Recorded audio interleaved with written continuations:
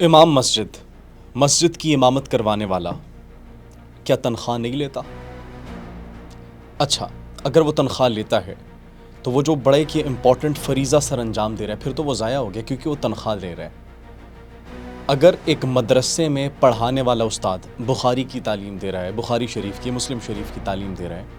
اس کی تعلیم تو جو وہ نوجوانوں کو دے رہا ہے، بچوں کو دے رہا ہے، وہ تو ضائع ہو گئی کیونکہ وہ بھی تو تنخواہ لے رہے ہیں۔ ناظرین، مفتی طارق مسعود نے بڑی لاجیکل ریزننگ کے ساتھ مولانا فضل الرحمان سے کچھ سوال کیے اور سوال جائز تھے،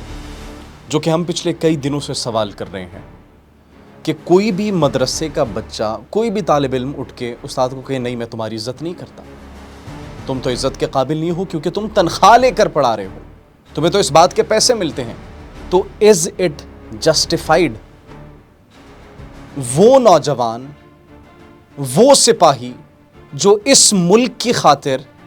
پاکستان کی خاطر، میری اور آپ کی خاطر، ہمارے بچوں کی حفاظت کی خاطر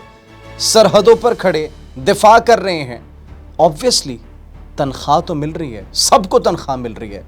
لیکن جس کے اندر ایمان کی طاقت ہوتی ہے صرف وہی سرحد پر جا کر کھڑا ہو سکتا ہے۔ لیکن مولانا صاحب شاید یہ بات بھول گئے۔ آپ ذرا مفتی طارق مسعود کے چند جو سٹیٹمنٹس ہیں، کس طریقے سے، بڑے زبردست طریقے سے انہوں نے سوال کیا مولانا فضل الرحمان سے، یہ ذرا سنیے۔ تنخواہ لے کے اگر لڑنے کی جہاں تک بات ہے تو ہم مسجد میں امامت کر رہے ہیں تو اس کی ہم تنخواہ لے رہے ہیں، پھر تو ہمارے امامت بھی ضائع ہو جائے گی۔ جو لوگ بھی اس وقت پاکستان کے بارڈر پہ ہمارے فوجی جوان جانیں دے رہے ہیں، خدا کی قسم لا الہ الا اللہ، وہ سب ہمارے محسن ہیں اور مجاہد ہیں وہ۔ اور کیونکہ اگر پاکستان کمزور پڑ گیا نا تو ہمارا حشر غزہ سے زیادہ برا ہوگا۔ یہی سوال ناظرین ہم بھی کر رہے ہیں، یہی سوال ہم پچھلے کئی دنوں سے اٹھا رہے ہیں، لیکن انفارچونیٹلی ہم کئی دنوں سے دیکھ رہے ہیں کہ اس ایک سٹیٹمنٹ کو جسٹیفائی کرنے کی کوشش کی جا رہی ہے۔ مطلب اتنی ڈھٹائی، پھر کشمیر کے معاملے پر بولا جاتا ہے اور ایسی متنازع سٹیٹمنٹس دی جاتی ہیں جن کا کوئی جواز ہی نہیں پیدا ہوتا، اور پھر سوال یہ کیوں نہیں کیا جائے کہ کشمیر کمیٹی کے جب آپ چیئرمین تھے تو کروڑوں روپے کی لسی کس نے پی؟ کشمیر کمیٹی کے جب آپ چیئرمین تھے تو کشمیر کی آزادی کے لیے بات کی گئی آپ سے، مودی کے مظالم کے خلاف بات کی گئی آپ سے، لیکن نہیں، جو سرحد پر جوان کھڑے ہیں ان کے خلاف آپ نے بولنا ہے۔ آپ کا رول،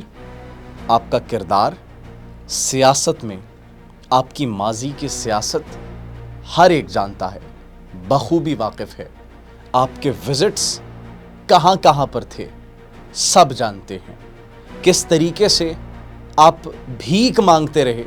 اقتدار کی وہ سب جانتے ہیں، کس طریقے سے آپ نے ایڈجسٹ کروایا خود کو، every one knows about it. تو آپ کو یہ سٹیٹمنٹس زیب نہیں دیتی، اور ابھی تک پھر اس پر کوئی اپولوجائز نہ کرنا، ابھی تک اس پر کوئی شرمندگی اور ندامت کا اظہار نہ کرنا، دیٹ از انفیئر۔ یہ جو آپ کے والد محترم کے پاکستان پر احسانات تھے، یہ ان پر ایک بہت بڑا سوالیہ نشان چھوڑ کر جا رہی ہے،